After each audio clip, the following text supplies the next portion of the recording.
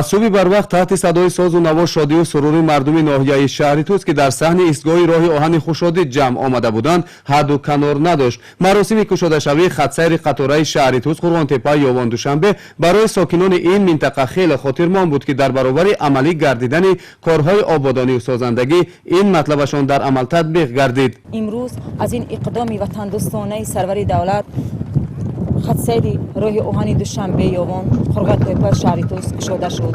ин амал қудрату тавоноии мардуми тоҷикро нишон дода имконият фароҳам меояд, зеро шоҳрои бузург дар оянда роҳи дӯстию ба пайванди дилҳо табдил ёбад. ин иқдоми неку созанда орзуи деринаи мост.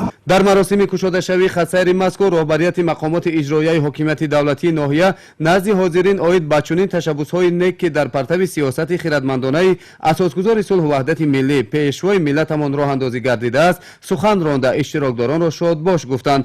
чун шуғли мардуми ин минтақа кишоварзӣ аст, акнун имкон фароҳам меояд ки бо илова гардидани қатораи боркаш маҳсули меҳнати кишоварзиашонро ба осонӣ пешкаши мардуми маркази ҷумҳурӣ гардонанд. ҷамъ шудани пиру барно хурду калон чеҳраҳои фарабахши онҳо аз он шаҳодат медиҳанд ки мардум имрӯз дар ҳақиқат ҳам аз ин ибтикори наҷибонаи пешвои миллат асосгузори сулҳу ваҳдати миллии муҳтарам эмомалии раҳмон бениҳоят ба як ваҷд омадаанд ва миннатдор ҳастанд.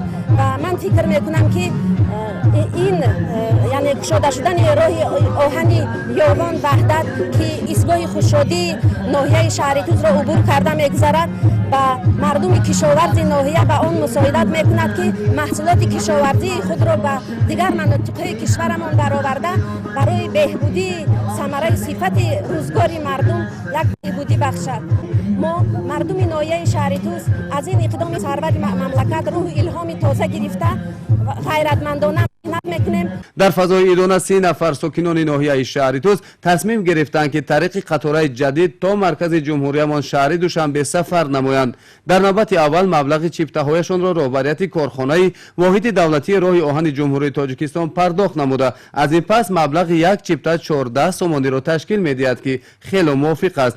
муҳлати сафари мусофирон тариқи қатора аз истгоҳи роҳи оҳани Хушодии ноҳияи шаҳри Туз то шаҳри Душанбе 8 соатро дар бар мегирад.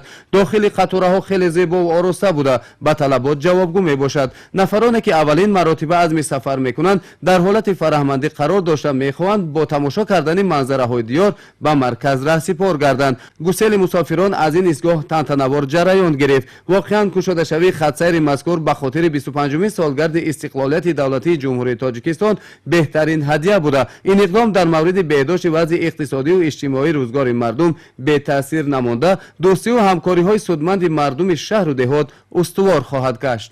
ای وطن ای تاجیکستان